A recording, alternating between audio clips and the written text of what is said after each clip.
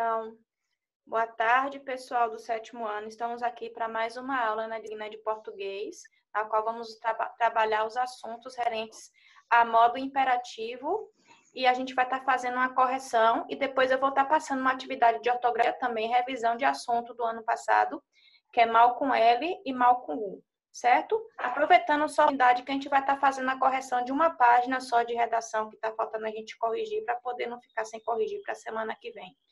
Então, aqui está presente, os alunos do 7º ano, por enquanto, presentes estão Lucas. Estão me vendo aí? Sim. Para a Raquel, pronto. Então, vamos lá. Iniciando aqui primeiro essa página do módulo 2, na página 96, que foi a atividade da última aula, que eu passei para vocês, eu vou estar aqui baixando. Tem assim, letra C, na letra A e a letra A, só para comentar, nós comentamos na última aula. Agora, observe o verbete abaixo. Então, esse verbete aqui é composto por 3 definições, certo? Então, tem aqui, ó, a classificação gramatical, SM, que é substantivo masculino. Aí tem aqui, primeira definição, órgão muscular, situado na cavidade torácica, formado de 2 aurículas e 2 ventrículos, e que recebe o sangue e bombeia mediante movimentos ritmados. Acepção 2, definição 2, a parte mais interna ou mais central, ou a mais importante de um lugar, região, etc. E acepção 3, a natureza ou a parte emocional do indivíduo. Vou colocar aqui exemplo para vocês, que eu percebi que vocês ficaram meio confusos na questão das 3 definições. Eu acho que a 1 todo mundo já entendeu, né? Que é o órgão realmente que está localizado, né? Dentro do peito, né? Como é formado, né? A definição aí científica certinho. A 2 é quando vai falar assim, a parte mais importante de um lugar, de uma região, de uma cidade. E a 3 é quando fala assim da questão sentimental, não é realmente assim do órgão coração. Quando a pessoa está triste, estou com meu coração dolorido, estou com o coração triste. Então, é da parte realmente do sentimento. Aí, aqui embaixo, está perguntando, qual das acepções apresentadas corresponde ao sentido da palavra coração empregada no anúncio? Segunda. Eu botei a segunda, pois fala sobre a parte mais interessante ou mais central do lugar, que é um lugar de turismo. Certo. Tu colocou depois, Lucas, ponto de segmento, segunda resposta? Pode falar. E coloquei só a segunda acepção. Teria que explicar, né? Explica assim, coloca um resumo mais ou menos do que é, com suas palavras da segunda acepção, assim como o Lucas fez. Né? Aqui mesmo, Oi, Wendel, boa tarde. Vou colocar aqui também, deu presente. Né? Então, você pode colocar um resumozinho, né, da segunda acepção. O Wendel, a gente está corrigindo aqui a atividade do módulo 2 da parte 6. Depois a gente vai para a disciplina de português. Essa aqui é de redação, mas é porque é só uma página para não deixar para a semana que vem, não ficar acumulando. Então, dessas 3 acepções, você tem que colocar qual é a acepção que tem mais a ver, né, que está mais adequado com o que fala aqui nesse cartaz de anúncio de propaganda, né? Pernambuco, coração do Nordeste. Então, você teria que colocar e depois colocar um resumozinho, né, dessa acepção, como o Lucas fez aí, né? Pode pegar alguma coisa aqui da segunda acepção, né? No caso, por exemplo, né, se eu fosse colocar com minhas palavras, eu colocaria, né, a parte mais importante de uma cidade, de um lugar, mais ou menos assim, né? O Wendel tá corrigindo direitinho aí, Wendel? Estou. Corrige, qualquer dúvida, tu chama, viu? Tu respondeu essa? Sim. Tu respondeu o que aí? Eu? Até essa parte agora também. Tá tão baixinha a tua voz. Não é pra incomodar. A tua, tu tá corrigindo, é? Sara Raquel aí já acrescentou? Pode ler aí o que tu acrescentou? Eu coloquei aquilo lá, segunda acepção, pois é um lugar importante. Ponto turístico. Certo, certinho. Na letra D temos assim, eu vou subir um pouco aqui o Wendel, mas tá dando para enxergar na tela aí ainda, viu? Aí tem assim a letra D. Que figura de linguagem foi empregada no anúncio? Olha, eu vou tornar a explicar isso aqui para vocês. Então, ó, personificação, aqui que é a primeira, é quando vai atribuir características ou adjetivos que são de seres humanos para animais ou seres inanimados, né? A metáfora é quando se faz uma comparação de forma lícita, né? quando compara um ser, por exemplo, a um determinado objeto ou algum ser inanimado que não tem tanta semelhança assim, mas que a gente tem que estar observando, né, implicitamente, prestar atenção para poder entender essa comparação. E a outra, uma comparação, pois apresenta uma comparação explícita, quer dizer, né, quando vai comparar dois seres ou uma pessoa com um objeto que tem, assim, realmente semelhanças que a gente percebe, certo? Então, a figura de linguagem empregada naquele anúncio, essa segunda aqui, né, metáfora. Porque quando fala assim, ó, vou explicar para vocês aqui, eu vou estar lendo aqui, lá em cima. Tem assim no cartaz. Tem assim, Pernambuco, coração do Nordeste. Como é que pode que Pernambuco, que é a cidade, né, localizada no norte do Brasil, ser o coração de uma região do país, né, que é a região Nordeste?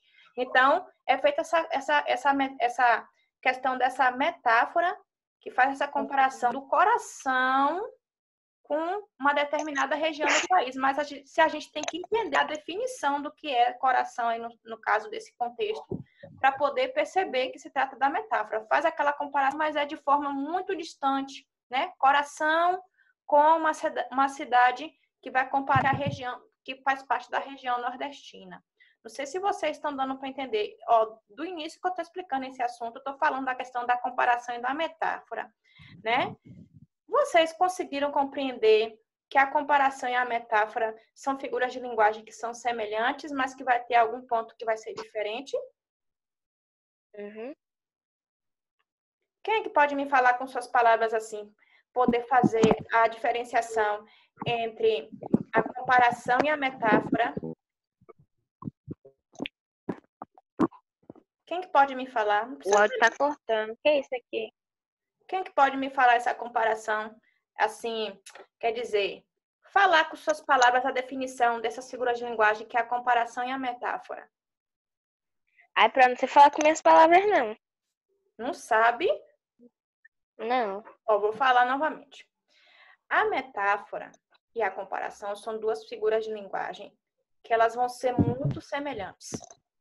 Só que a comparação é quando você vai comparar um ser com um elemento ou dois seres que têm muito em comum as características. Assim, por exemplo, esse perfume é tão cheiroso como uma flor.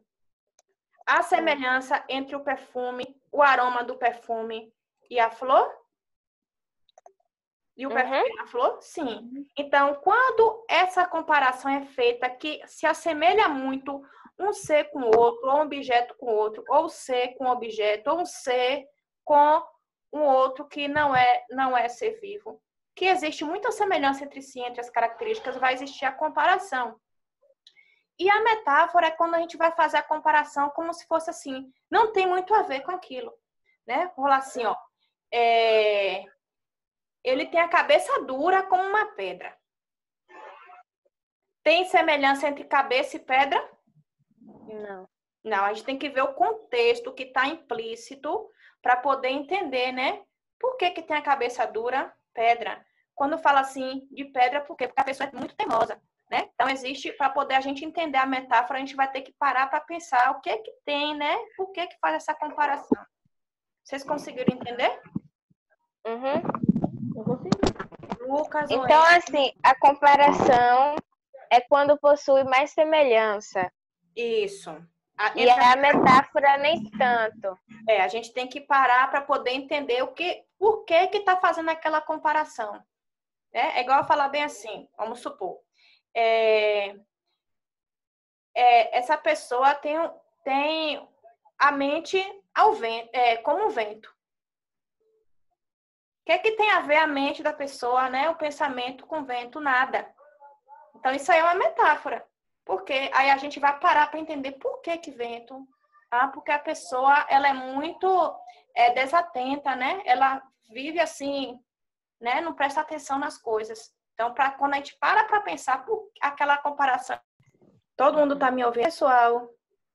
Sim. Thiago que está conectando aqui agora. Falta a Sara, que estava antes. Aqui, ela entrou agora. Olha só, pessoal. Então, a gente está aqui continuando essa aula aqui, essa live. E nós paramos nessa letra B aqui da página 96 do módulo 2 de português, só que o assunto é de redação. Nós estamos aqui. Inclusive, Sara estava comentando na hora que a internet, né, caiu. Sara, tá ouvindo, Sara? Sara Raquel, tá ouvindo? Uhum. Estava comentando, aí minha internet caiu aí. Pode voltar. Eu estava falando que a comparação tem uma semelhança, já a metáfora não. Isso. Então, enquanto que a comparação, essa figura de linguagem, existe semelhança entre um ser e o outro, ou entre um ser e um elemento inanimado, ou entre dois seres inanimados, a metáfora vai ter alguma semelhança, só que é implícita, né? Não é aquela semelhança próxima que a gente consegue perceber. Então, a figura de linguagem que foi empregada nesse anúncio, que figura foi? Então, aqui é a segunda opção. Iago, tá me ouvindo aí, Iago? Tá calado, deixa eu ver se o microfone dele tá. Iago, tá me ouvindo? Então, a figura de linguagem aqui empregada nesse cartaz aqui, que nós temos, né?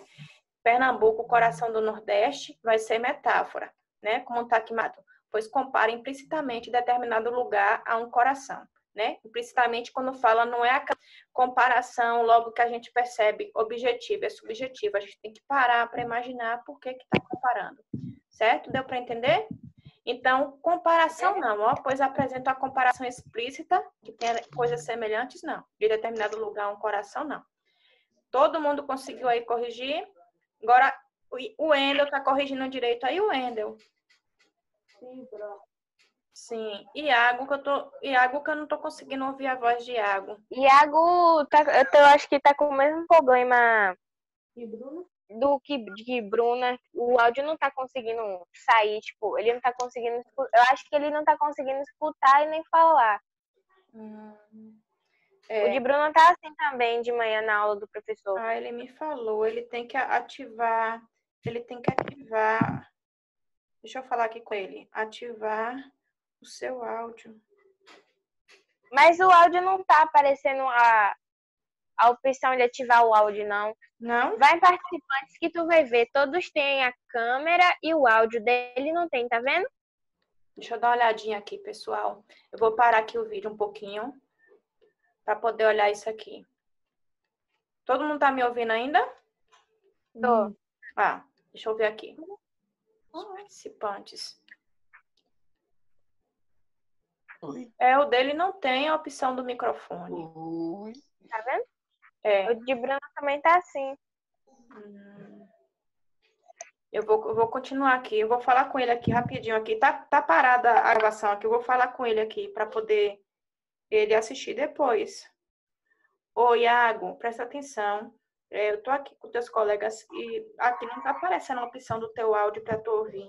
Aí, tu mesmo assim, tu assiste porque eu tô fazendo correção. E aí, depois tu pega, coloca lá no YouTube, tu pega e assiste de novo para poder ver o que tu não escutou, tá bom? Pronto, eu vou voltar aqui, pessoal. Vou tá compartilhando a tela aqui com a outra atividade. Vocês corrigiram aqui direitinho, todo mundo? Sim. Então, eu vou colocar aqui na do caderno. Vocês do caderno com a última atividade que eu passei para vocês, que foi de modo imperativo. A gente vai fazer a correção agora.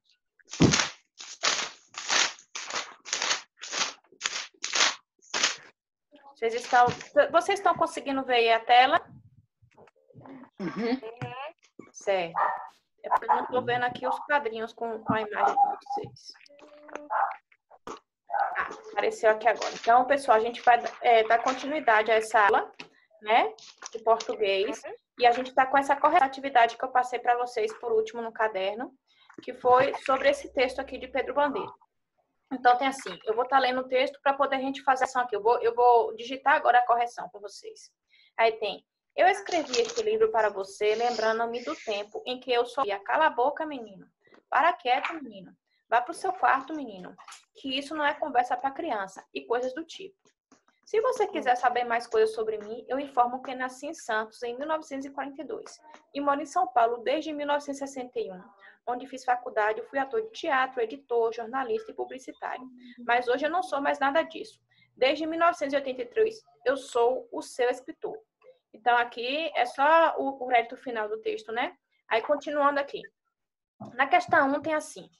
No trecho, cala a boca, menino, para quieto, menino, os verbos sublinhados indicam certeza, conselho, ordem ou desejo? Uma ordem. É, certo. Então, vou marcar aqui para poder colocar aqui junto com vocês. Então, vou botar aqui, pegar aqui para colocar um risquinho, né? Uma ordem. Certo? Então, essa aqui é a resposta, né? Uma ordem. Aí, aqui temos, na questão 2, os verbos no imperativo, sublinhados na questão anterior, foram escritos na linguagem informal. Reescreva as orações seguindo a norma culta. Ou seja, esses verbos aqui presentes nessas duas orações, cala a boca, menino, verbo cala, calar, e para quieto, menino, eles vão ter uma forma de escrever na conjugação do verbo no modo imperativo e afirmativo, com a terminação, com a desinência diferente do que está aqui. Como é que ficaria na linguagem formal, no registro formal? Quem escreveu? Faz silêncio, menino. Fique quieto, jovem. Não, a questão aqui, pessoal, é que vocês teriam que mudar a terminação do verbo. Porque aqui está na linguagem formal aqui o verbo. Isso aqui é na forma que a gente costuma falar, né? No nosso cotidiano, com pessoas mais próximas. Eu coloquei fique quieto, jovem. Eu falei, faz silêncio, menino. Fique em silêncio, menino. Se vocês observaram lá a parte do assunto de modo imperativo no livro, ó, vai ficar assim, ó. Quando fala cala a boca, menino, e para quieto, menino, se refere à pessoa você, né? Você que é, no caso, no modo imperativo afirmativo, é a terceira pessoa do singular, né? Então, ao invés de ser cala com A, vai ser cale, né? Na linguagem formal, não é cala, não, é cale. Ah, então não é fique, não, né? É, cale a boca, vírgula, menino. É só o verbo que vai estar mudando a terminação, né? No caso. Cala a boca, menino. Então, é a resposta, certo? Vocês estão observando aí? Ah, mas, tipo, eu pensei que ia mudar quase tudo, assim. Não, é só a terminação do verbo, porque aqui, da forma que a gente fala, é igual assim, ó, Sara. Quando vai falar o verbo no pretérito perfeito, a gente fala assim, com o verbo falar. Tu falou. Isso na linguagem informal? Uhum. Agora, se a gente passar para a desinência mesmo, a terminação correta, quando a gente conjuga o verbo na segunda pessoa do singular do pretérito perfeito, ao invés de ser tu falou, que é informal, vai ficar tu faste. É a terminação do verbo que a gente tem que passar, que é adequada pela conjugação mesmo que a gente conjuga, né, na gramática, entendeu? Em vez de ser cala, terminando com A, é cale. Cale a boca, menino. Então, aqui vai ser a resposta. Eu vou botar aqui, ó. Que aqui é a resposta. Certo? Cale a boca, menino. E aqui, qualquer dúvida que vocês tiverem quando faz assim, ó, vocês olhem na página do livro, que é da página... Deixa eu dar uma olhadinha aqui na página... Ah, tá aqui aberta. A página 23 e a 24, que tem a terminação dos verbos no modo imperativo, afirmativo e negativo. E ainda assim, se ainda tiver dúvida, pesquisa na internet, que tem vários sites que já mostram ali já o verbo todo conjugado em todos os tempos, em todos os modos. Aí tem aqui, para, né? Para também está informal. Que é como se fosse assim, para quieto, menina, é como se fosse assim, pare quieto você também, que é terceira pessoa, no caso, né? Terceira pessoa do singular do modo imperativo e afirmativo. Como é que vai ficar para? Como é que vocês acham que vai ficar? Pare quieto? É, pare quieto, vírgula, menino. Só muda só a terminação do verbo nos dois casos. O restante da frase fica igual. Igualzinha. Certo? Corrijam aí direitinho, viu? Todo mundo que tá aí. Quem tá presente? Tiago, Lucas, Wendel, Sara. Anderson tá presente? Oiê. Que eu não vi entrar.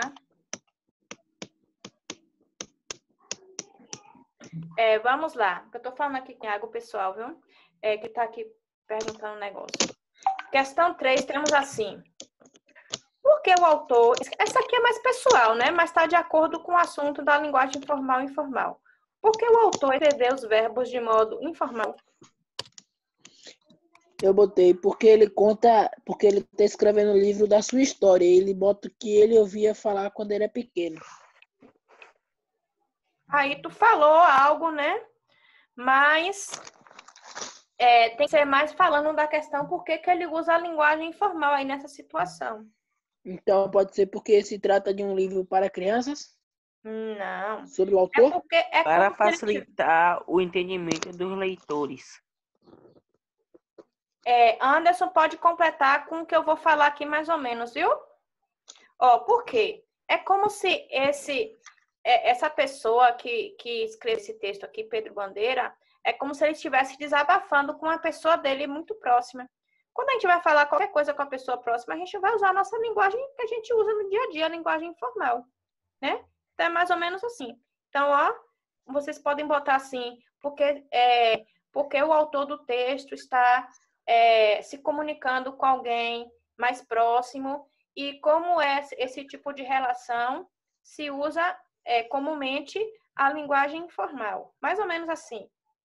Quem quiser colocar aí com suas palavras de acordo com o que eu expliquei, pode, viu? Eu vou colocar a resposta aqui. Vou colocar aqui. Porque o autor... Eu botei o porquê escrito faltando um. Porque o autor... Oi. Eu tinha colocado o meu aqui, só que eu acho que ficou errado aqui. Pois era do jeito que ele escutava na época, há alguns anos atrás. Aí tu pode colocar completando com o que eu expliquei, viu? Porque está incompleta. Porque o autor do texto estava, né, no caso, né? Estava se comunicando com uma pessoa mais próxima.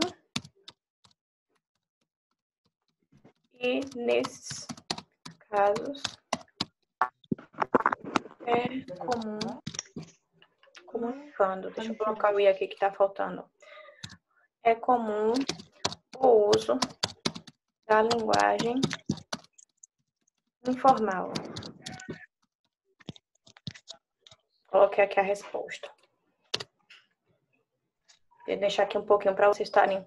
Quem quiser aí, não precisa, se quem quiser não copiar o que eu coloquei aqui e depois quiser ler, pode estar livre, viu? Tá.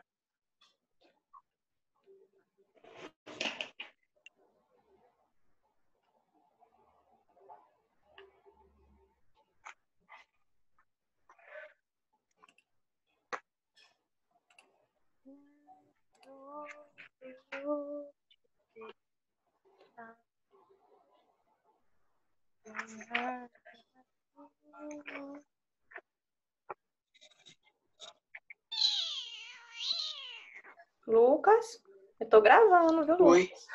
É tu que tá fazendo esse barulho aí? Eu tenho um animalzinho aí. Ué? É o bicho do cara aqui do lado. Ah, tá, desculpa. Nem tu pode controlar. Enquanto tem pessoas aqui corrigindo, quem quiser responder, né, pode pedir para parar que eu deixo para estar respondendo, tá bom? Tá. E assim, na questão 4. Registra-se emprego do verbo no modo imperativo na frase. Letra A. Eu escrevi este livro para você. Eu botei o B. Agora aqui, revisando o assunto aqui, foi até do ano passado, do 6º ano. Essa frase... Próximo socorro. Oi? O negócio saiu aqui. Ah, tá, voltou. Quando a gente percebe que essa oração, eu escrevi este livro para você, está no modo indicativo, no modo subjuntivo, imperativo não, que você já sabe que não é, né? Eu escrevi este livro para você. Lembrando, modo indicativo expressa uma certeza. Modo subjuntivo, dúvida, incerteza ou probabilidade. E modo imperativo, que é o que vocês estão estudando, né? Conselho, ordem, pedido, só que é mais voltado para a ordem. Eu escrevi este livro para você. Qual modo é dessa frase? No caso, essa oração, né? Quem sabe? Essa oração... Deixa eu ver aqui. Deixa eu ver aqui. Ah, certo.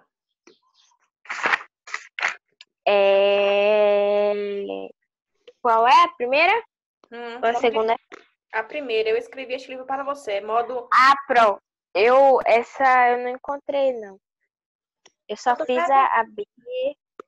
Eu estou perguntando só se é dessa questão aqui. Essa primeira frase é modo indicativo ou subjuntivo? A forma verbal. Indicativo. Ah, é indicativo, expressão certeza. Letra B, que o Lucas respondeu aí, ó. Vá pro seu quarto, menino, que isso não é conversa para criança. Aqui é o modo imperativo, como o Lucas falou, né? Então, vou deixar mais, né? A letra B, certo? Porque aqui está expressando uma ordem, né? Então, está no modo imperativo. Não vou falar aqui ao certo, né? Porque senão eu vou dar resposta à questão 5. Na letra C, se você quiser saber mais coisas sobre mim, aqui vai indicar uma certeza ou uma dúvida? Uma dúvida. Então, é modo indicativo ou subjuntivo? Subjuntivo. Subjuntivo. Letra D, mas hoje eu não sou mais nada disso. Expressa uma... modo indicativo. Indicativo, é uma certeza. Na questão 5, gente, que eu acredito que seja mais fácil daqui, acho que depois da primeira, identifique o verbo no imperativo que compõe a frase assinalada na questão anterior. Qual o verbo que eu botei aqui? O verbo ver. Ó, o verbo ver? Esse vá aqui, pessoal, ó, que eu vou deixar aqui, ó, sublinhado, né? É vá. Só que aqui, ó, é vá, para deixar bem claro, né? Vá, que é do verbo, porque ele é irregular, por isso que tu se confundiu, Lucas. Do verbo ir, né? A primeira letrada 4 é indicativo, né?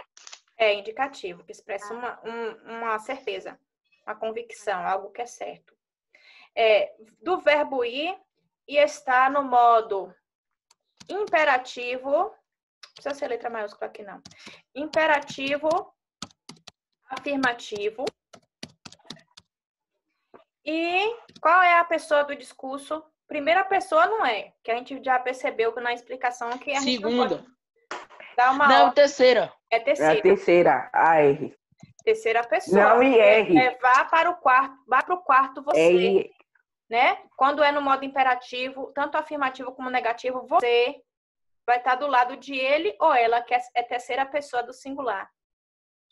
Então, ó, terceira pessoa do singular. Eu botei imperativo escrito errado aqui. Deixa eu botar aqui. Tá doendo.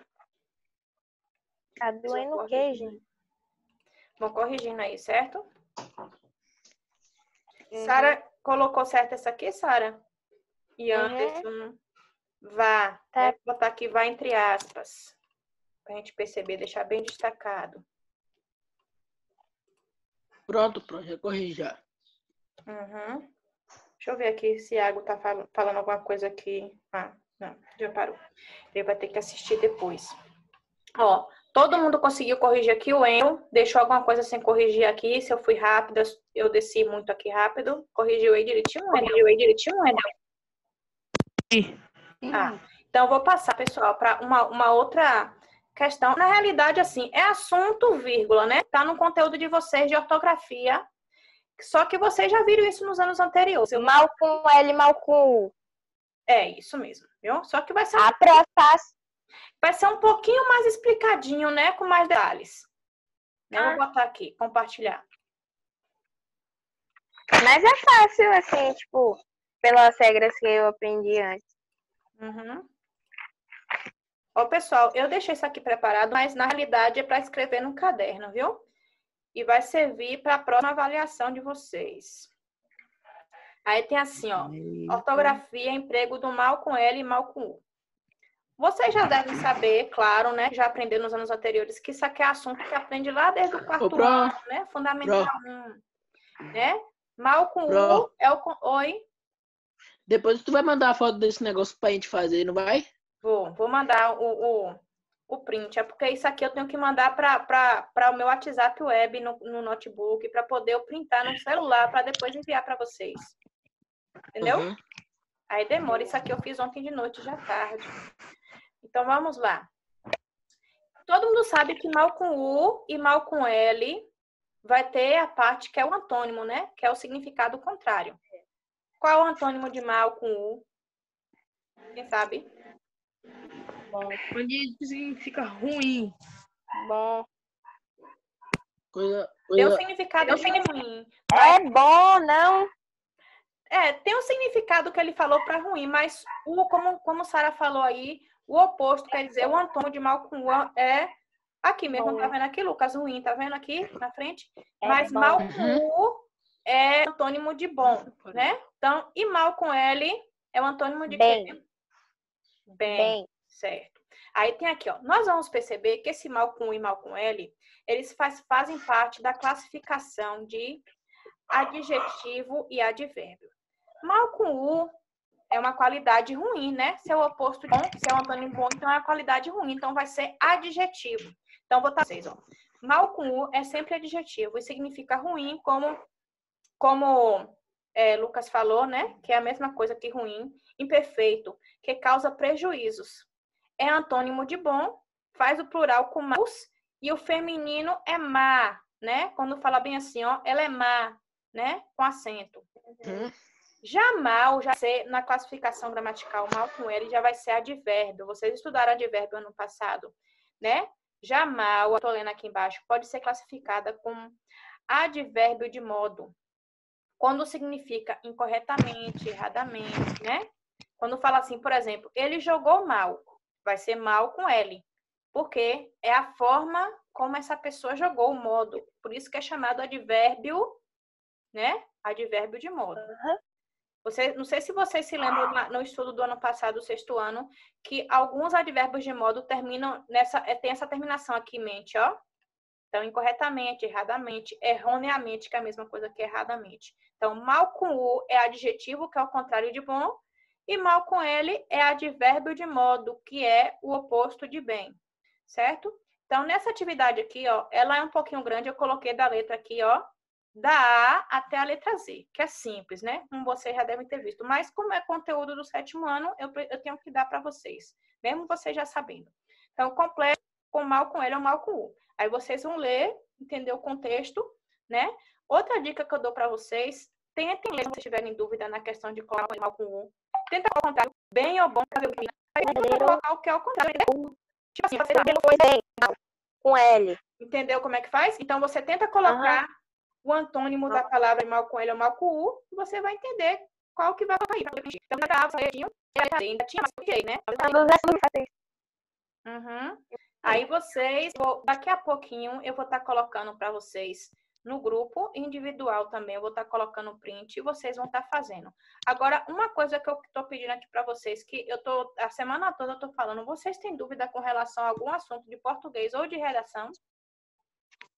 Porque a hora de pisar é agora.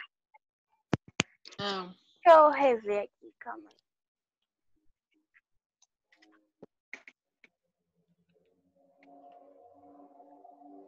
Irei rever, calma aí um momento. Aqui, ó, os assuntos de redação e de português, ó, português é modo imperativo, de redação é figuras de linguagem. Assim, né? Ah, também tem esse aí, mal com L e mal com U de português também, que você já sabe. Olha, a única coisa que eu realmente estava com dúvida é aqueles negócios lá da página 59 do livro Produção de Texto, que tem a literação, a anatopeia, tem paronomásia, assonância, esses negócios assim. Eu vou dar uma pausa aqui no vídeo para poder ver se eu consigo abrir aqui minha produção de texto aqui. Deixa lá em cima para nós ir copiando por enquanto, que a senhora vai vendo. Oi? Mas é porque... deixar aberto aqui?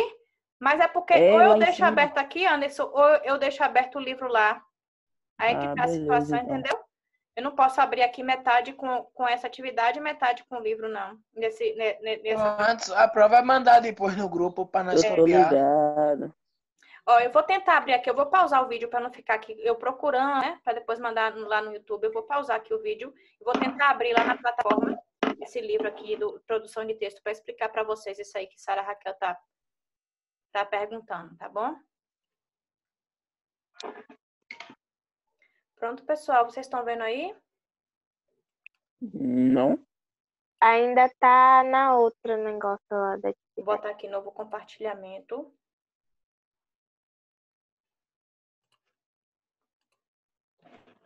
E agora? Ainda não. Agora sim. Ah, apareceu agora. Então, ó, na página 89 aqui, pessoal, a gente tem Agora foi, pera. as figuras de linguagem, certo? Estão vendo aí? Sim. Opa, saiu aqui.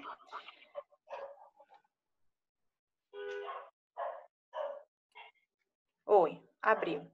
Olha só. Primeiro, nós vamos ver a figura de linguagem que eu vou estar lendo aqui. Eu não vou ler tudo, porque eu estou fazendo aqui a revisão, que é a literação, certo? O que é a literação? A literação é quando a gente vai ver ou numa música, ou num poema, ou numa poesia. Nas palavras, como a gente vai ler, a gente vai perceber que tem a repetição de consoantes, de letras, e vai produzir um efeito, né, de ritmo a um poema ou de musicalidade para essa música. Deu para entender? Aí tem aqui, ó, nesse poema mesmo tem aqui, ó. Vem, tô lendo esse quadro azul. Vem que vem o vento, vem que sopra no momento, vou montando no jumento, cavalgar o arco-íris. Então, aqui a literação existe porque existe a repetição da letra V. Porque vai causar um efeito de ritmo e até vai ter algo aí que é implícito, como fosse o som do vento. O som do vento é, né, quando o vento é forte. Então, vai ter essa repetição justamente para reproduzir o som do vento. Então, da letra V, ó, vem que vem o vento, vem que sopra no momento, vou montando no jumento, cavalgar, ó, várias letras V aqui destacadas. Então, quando a pessoa lê, dá a impressão de que é o som do vento. Então, a literação é repetição de consoantes, ou numa música ou num poema, que vai causar um efeito de ritmo ou de musicalidade, ou até de sentido também. Deu para entender? É a literação.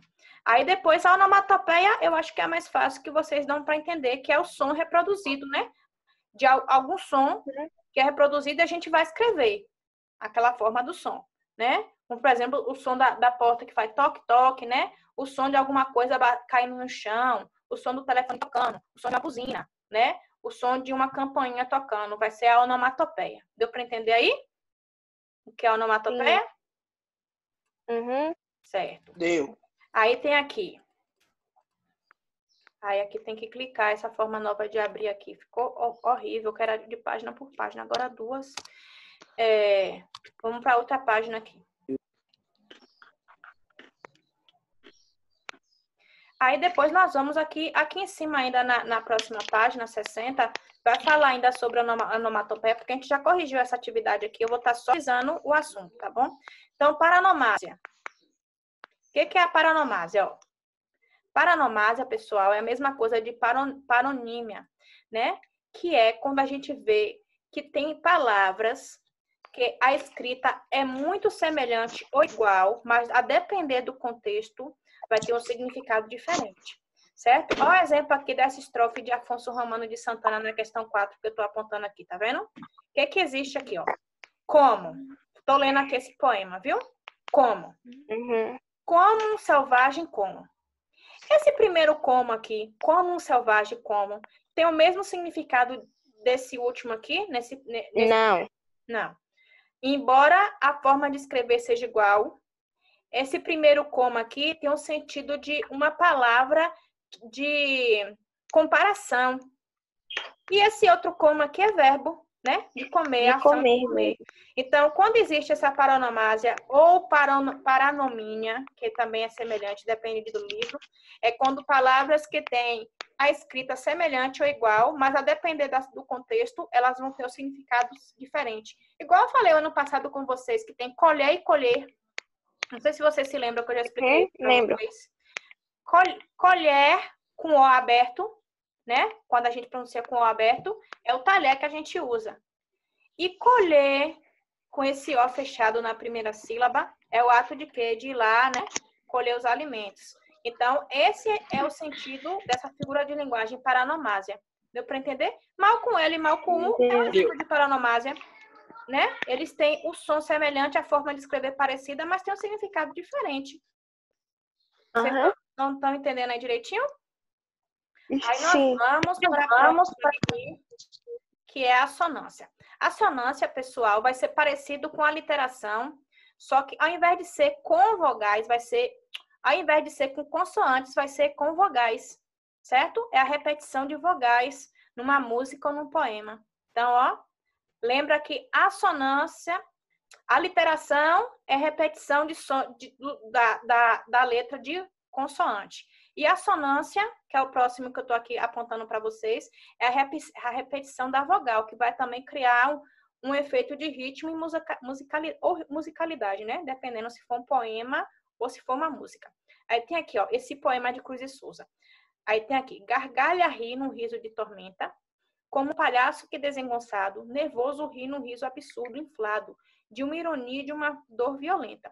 Aqui, como a gente corrigiu, tem a repetição da letra I, né? I, né? Gargalha, aí depois tem ri, I, riso, tem I. Aí depois aqui, no segundo verso ainda não tem, mas no terceiro tem nervoso, ri, tem I aqui, riso, ri, absurdo, inflado, tem I. Por que existe essa repetição? Para causar um efeito de ritmo no poema. Também pode ter um sentido, né? Pode ter ritmo e musicalidade, também pode ter um sentido implícito. No caso, né? Se a gente for para poder parar para ler esse poema com atenção. Aí depois nós vamos ter a próxima aqui, eu vou passar para 64. O áudio está cortando, Pro. Tá me ouvindo agora? Tá ouvindo? Tô. Tava cortando o áudio. Metonímia, né? Sim. Que é o próximo. O que é metonímia? É a gente substituir uma expressão por uma outra palavra. Por exemplo, tomei um copo de água. Não é que você ingeriu o copo, é porque você tomou o conteúdo, não foi? Então, isso aqui é a metonímia. Aqui, ó. Vou colocar esse exemplo aqui, ó. Da letra A. Devemos respeito aos seus cabelos brancos. Cabelos brancos aqui é como se fosse a substituição da palavra velhice. É isso? Então, vai colocar uma expressão que vai ter a ver com uma outra palavra que tem o mesmo sentido. A gente substitui. Deu para entender o que é essa metonímia? Vou falar assim agora a próxima. Vocês entenderam aí a metonímia? Eu acho que nessa página aqui não tem mais, vai ser para a próxima. Entendi. É a metáfora. Eu falei tanto da metáfora. Espero que vocês estejam entendendo aí direitinho a metáfora. Então, ó, a metáfora... A metáfora? A metáfora. O que é a metáfora? A metáfora é como se faz uma comparação de forma implícita entre duas pessoas, ou uma pessoa e um ser, ou uma pessoa e um objeto, que vai ter uma semelhança assim, como fosse assim, lá no finzinho, né? A pessoa tem que parar para pensar essa questão da comparação. E na metáfora não vai existir a questão assim de elementos de comparação, aquelas ações de comparação, tal como, assim como, né? Tanto quanto, não vai ter. E na comparação vai ter essas expressões, né? Vou colocar aqui a próxima página, que deve ser a comparação, que é a 60. No caso aqui no meu é 66. Vamos lá, para ver se abre. Gente, já passou, mas aqui é o que eu expliquei para vocês, né? A comparação o que vai acontecer? Vai existir, comparando dois seres ou dois elementos, tem algo em comum, né? Ou então um ser com um elemento, com um objeto, e que vai ter bastante coisa em comum, né? Eu vou colocar assim, ela é linda como uma flor. Vocês perceberam que tem como? Como é uma palavra que vai estar colocando essa comparação. É outra dica que eu dou para vocês. Na comparação vai ter assim como, tal qual, né?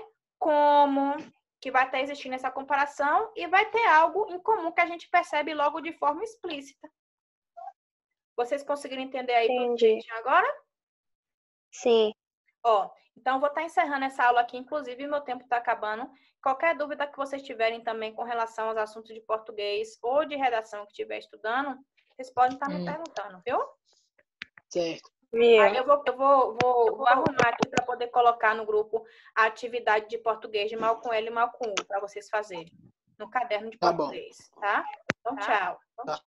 Tchau. Tchau. Tchau.